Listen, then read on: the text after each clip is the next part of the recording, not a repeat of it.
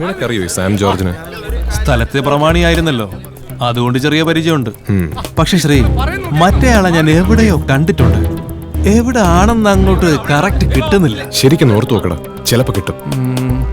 ഇല്ലടാ, പക്ഷെ ഞാൻ ഊഹിക്കുന്ന ആളാണെങ്കിൽ അത് കൃത്യമായി തിരിച്ചറിയാൻ കഴിയുന്ന മറ്റൊരാളുണ്ട്. അതാരാ? ആളെ വിളിച്ചിട്ടുണ്ട്, ഇപ്പൊ വരും. മില, ഇനി എന്താ? അഖിലിനെ ശ്രീക്കറിയോ? പിന്നെ ഹലോ സർ. അഖിലിന്റെ സിസ്റ്റർ ഈ ഹോട്ടലിൽ റിസപ്ഷനിസ്റ്റ് ആണ്. കാലത്ത് അഖിൽ പുള്ളിക്കാരിയെ ഡ്രോപ്പ് ചെയ്യാൻ വന്നപ്പോഴാ ഇവിടെ ഇതൊക്കെ നടന്നത്. ഓ, അഖില് രാവിലെ ഇവിടെ എത്തിയപ്പോ സംഭവം നടന്നിട്ട് ഉദ്ദേശം എത്ര നേരമായി കാണും? ഏതാണ്ട് ഒരു 10 മിനിറ്റായി കാണും. വിവരം പറഞ്ഞ് ചുറ്റോട്ടത്തുള്ളവരൊക്കെ ഓടിക്കൂടുന്നേ ഉള്ളായിരുന്നു. പടവെല്ലാം എടുത്തു അഖിൽ? ഓൾമോസ്റ്റ്. പിന്നെ നമുക്ക് ആ സ്വിമ്മിംഗ് പൂളിന്റെ 2 സ്റ്റിൽസ് കൂടെ വേണം. എന്താടാ, എടുത്തോട്ടെ? നടക്കട്ടെ.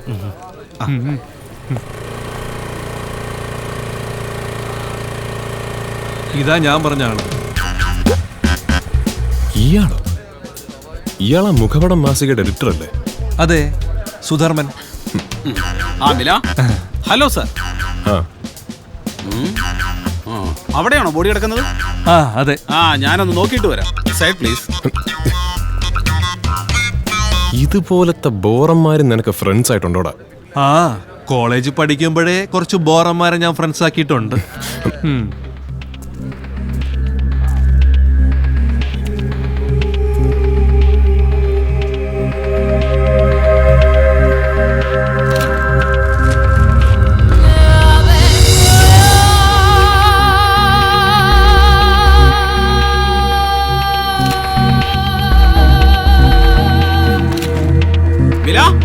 സക്സസ്.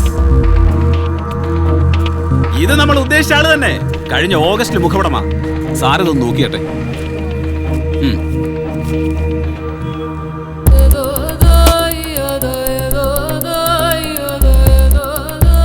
നടി ശീതളന്റെ അച്ഛനാണോ ഈ മോനച്ഛൻ? അതെ സർ, എല്ലാ ഡീറ്റെയിൽസും ഇതിലുണ്ട്. പക്ഷെ മില, എനിക്ക് മനസ്സിലാകാത്തത് ഇയാളെന്തര ഈ സാമുമായിട്ട് കോർത്തതെന്നാ. സ്വന്തം ഭാര്യ അളിയനെ കൊല്ലുമെന്ന് പറഞ്ഞ് നടന്നവനാ ഈ മോനച്ചൻ.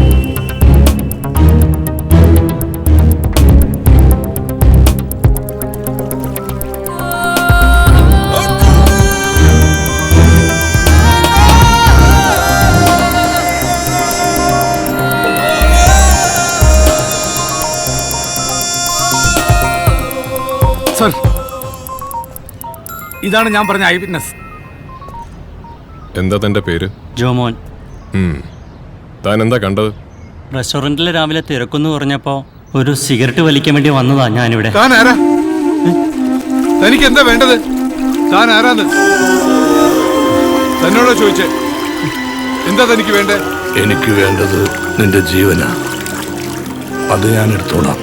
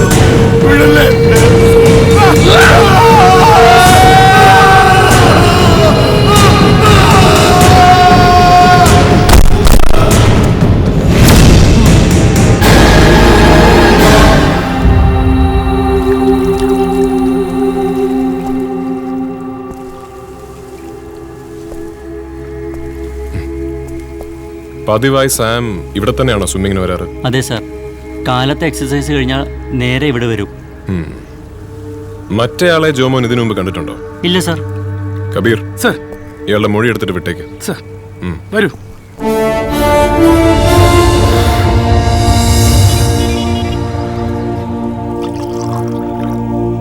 Thank you sir. എന്നിട്ട് ആസ് എ പ്രൈമറി അസംഷൻ എനിക്ക് തോന്നുന്നത് ബാലഗംഗാധരനൊപ്പം എരിഞ്ഞടങ്ങിയ ദക്ഷയും ഹോട്ടൽ സിൽക്ക് കാസലിന്റെ 11ാം നിലയിൽ നിന്നും സാം ജോർജിനൊപ്പം താഴേക്ക് വീണു മരിച്ച മോനച്ചനും തമ്മിൽ സമാനതകൾ ഏറെ ഉണ്ടെന്നാണ്. അതിൽ ഏറ്റവും പ്രധാനപ്പെട്ടത് കൺമുമ്പിലുള്ള സ്വന്തം ശത്രുവിനെ ജീവിക്കാൻ വിട്ടിട്ടാണ് ഇവര് രണ്ടുപേരും യാതൊരു മുൻപരിചയമോ മുൻ വൈരാഗ്യമോ ഇല്ലാത്ത മറ്റൊരാളെ കൊന്നത്. ചേച്ചിയെ ഇല്ലാതാക്കിയ രണ്ടാനച്ഛനായിരുന്നു ദക്ഷയുടെ ശത്രുവെങ്കിൽ മകളെ പണത്തിനും പ്രശസ്തിക്കും വേണ്ടി തെറ്റുകളിലേക്ക് നടക്കാൻ പ്രേരിപ്പിച്ച സ്വന്തം ഭാര്യയായിരുന്നു മോനച്ചന്റെ ശത്രു. ഇനി ഇതുവല്ല പാരൽ മൂവ്മെന്റ് ആണോ, പഴയ നെക്സലേറ്റുകളെ പോലെ? കൊല ചെയ്യപ്പെട്ടവനൊപ്പം ജീവൻ ഒടുക്കുന്ന കൊലയാളിയുടെ ഈ ചാവേർ സ്വഭാവം അത് അത്തരമൊരു സാധ്യതയും തള്ളിക്കളയുന്നില്ല സർ. തലവേദന ആവോടോ? ഈ മോനച്ചനെ കുറിച്ച് കൂടുതൽ എന്തെങ്കിലും ഡീറ്റെയിൽസ് കിട്ടിയോ? ആ ഇക്കിളി മാസയെ വന്ന അല്ലാതെ. കിട്ടി സർ. 2 വർഷം മുമ്പ് വരെ കുറുപ്പന്തറ സ്റ്റാൻഡിലെ ടാക്സി ഡ്രൈവർ ആയിരുന്നു ഈ മോനച്ചൻ. അവിടുന്ന് കളക്ട് ചെയ്ത വിവരങ്ങള് ഇന്നാ രണ്ടാളും പറഞ്ഞു വിട്ട മുഴുവൻ ഐറ്റംസ് ഉണ്ട്. നല്ലൊരു ക്രിസ്മസ് ആയിട്ട് ഇനി ഇതിന്റെ പേരിൽ ഒരു കുറവ് വേണ്ട. ഇതാ, ഇത് നിനക്കിരിക്കട്ടെ. കിട്ടുന്ന നക്കപ്പിച്ച മുഴുവൻ പിള്ളേര് പറഞ്ഞു വിടുന്നൊക്കെ വാങ്ങിച്ചു തീർക്ക്. നാളെന്നൊരു ചിന്ത വേണ്ട. നാളെ എന്നൊരു ചിന്ത ഉള്ളത് കൊണ്ടാ ഇന്നേ ഇതൊക്കെ വാങ്ങിച്ചത്. നാളെ ക്രിസ്മസ് അല്ലേടി. വരുമാനം കമ്മിയായിരുന്നുവെങ്കിലും ഭാര്യ ലിസിയും 2 പെൺമക്കളും അടങ്ങുന്ന കുടുംബത്തെ ഒരല്ലലും അറിയിക്കാതെയായിരുന്നു മോനച്ചൻ പോറ്റിയിരുന്നത്. മോനച്ചനുമായി അത്ര രസത്തിലല്ലായിരുന്ന ലിസിയുടെ ആങ്ങള റോയ് ഒരിക്കൽ പെങ്ങളെ കാണാൻ വീട്ടിൽ വന്നത് ശീതളനെ തന്റെ സുഹൃത്തുക്കൾ ചേർന്ന് നിർമ്മിക്കുന്ന ഒരു ആൽബത്തിലെ നായികയാക്കാമെന്ന് പറഞ്ഞായിരുന്നു. ഞാൻ പറയാനുള്ളത് പറഞ്ഞു. ഇതൊന്നും എല്ലാവർക്കും കിട്ടുന്ന ഭാഗ്യമല്ലെന്ന് ചോദിച്ചു ഓർത്തോണം. എന്റെ റോയി, ഞാൻ പറഞ്ഞില്ലേ ഇവളുടെ ചാച്ച സമ്മതിക്കുവാന്നേ എനിക്ക് 100 വട്ടം സമ്മതമാ.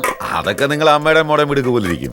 ശ്രദ്ധിക്കപ്പെട്ടാൽ കിട്ടാവുന്ന സൗഭാഗ്യങ്ങളുടെ നീണ്ട നിരയെക്കുറിച്ച് പെങ്ങളെയും മകളെയും പറഞ്ഞു മനസ്സിലാക്കാനും അന്ന് അയാൾ മറന്നിരിക്കില്ല. ചുമ്മാ ഒരു ആൽബത്തിൽ തല കാണിക്കാൻ വേണ്ടി വെറുതെ ഒന്ന് നിന്ന് കൊടുത്തുള്ളൂ. ഇപ്പൊ അവള് ഫുൾ ടൈം അങ്ങ് ഹൈദരാബാദിലാ, തെലുങ്കിലേ.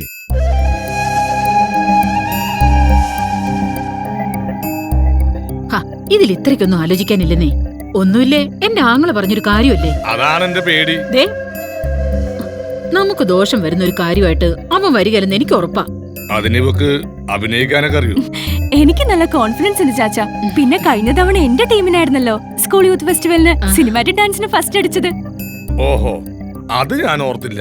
മനസ്സുകൊണ്ട് ഇഷ്ടമല്ലാതിരുന്നിട്ടും ഭാര്യയുടെയും മകളുടെയും നിർബന്ധത്തിന് വഴങ്ങി ശീതളിനെ അഭിനയിക്കാൻ വിടാൻ ഒടുവിൽ മോനച്ചൻ സമ്മതം മൂളി. പിറകെ നടന്ന് ഇവളുടെ പഠിത്തമെങ്ങാനും ഉഴപ്പിയാ അമ്മയും മോളും എന്റെ കയ്യിൽ നിന്ന് ശരിക്ക് വാങ്ങിക്കും.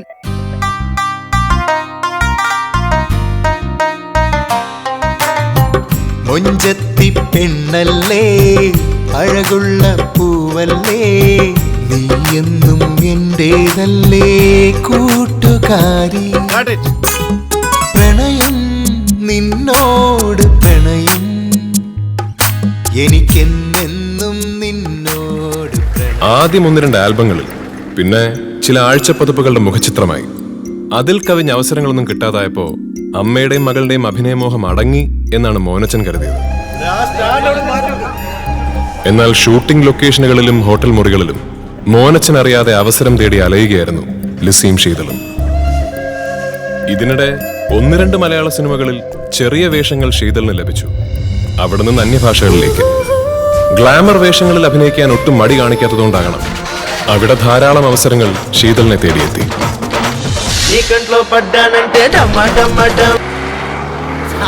ആ പടത്തിലെ ഷോട്ട് കേട്ടോ, സാറ് ജീനിയസ് അല്ല. എവളുടെ ഷോട്ട് സാറല്ലേ ആദ്യം എടുക്കുന്നത്. എവക്കാളെ പിന്നെ തിരിഞ്ഞു നോക്കേണ്ടി വന്നിട്ടില്ല. സാറും തലക്കറോണം.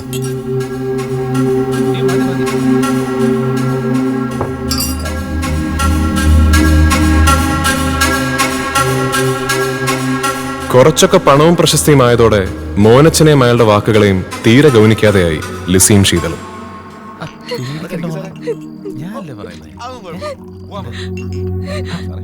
കുഴപ്പമില്ല.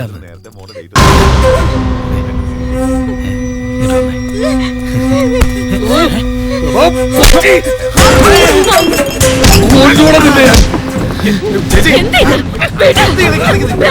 അതെടി, ശരിക്കും ഭ്രാന്താ. നീ വരുത്തി വെച്ച ഭ്രാന്ത്. ഞാൻ പറയുന്നൊന്ന്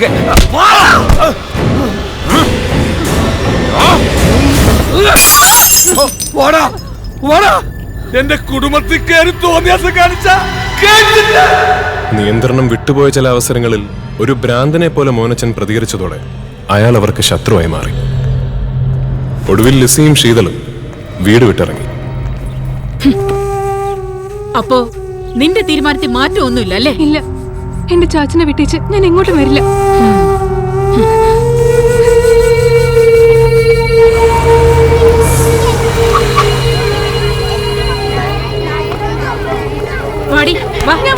ചാച്ചന്റെ കൂടെ കിടന്ന് അറിയിക്കാൻ ഞാൻ നിന്നെ വിടുകയല്ല. വാടി കൂട്ട. അന്ന് അവർക്കൊപ്പം വരാൻ കൂട്ടാക്കാത്ത ഇളയ കുട്ടി ശിഖയെ റോയും ലിസിയും ചേർന്ന് പിന്നീടൊരിക്കൽ ബലമായി പിടിച്ചുകൊണ്ടുപോയി. മോനച്ചൻ അക്കാലത്ത് അതിനെതിരെ കടുത്തുരുത്തി സ്റ്റേഷനിൽ ഒരു പരാതിയും കൊടുത്തിരുന്നു. റോയുടെയും കൂട്ടരുടെയും ഭീഷണിപ്പെടുത്തലായിരുന്നു ആ പരാതി കൊണ്ട് മോനച്ചനുണ്ടായ ഏകഫലം. ശരിക്കും ചാച്ച പരത്തി വെച്ച കടങ്ങളെ വീട്ടാനാ ഞാൻ സിനിമയില് വന്നത്. കള്ളു കുടിക്കാതെ ചാച്ചനെ കണ്ട ഓർമ്മ എനിക്കില്ല. കുടിച്ചേച്ചും വന്ന് ചാച്ചനെ എന്നും ഞങ്ങളെ തല്ലുമായിരുന്നു. സ്നേഹത്തോടെ ഒരു വാക്ക് പോലും ചാച്ച ഞങ്ങളോട് മിണ്ടിയിട്ടില്ല. ചാച്ചന്റെ സ്വഭാവം സഹിക്കാൻ വയ്യ ഞങ്ങളെ വീട് വിട്ടിറങ്ങിയത്. ഒടുവിൽ അച്ഛനെതിരെ ശീതളം പരസ്യമായി രംഗത്തെത്തിയതോടെ തളർന്നുപോയ മോനച്ചൻ നാടും വീടും വിട്ട് എവിടേക്കോ പോയി.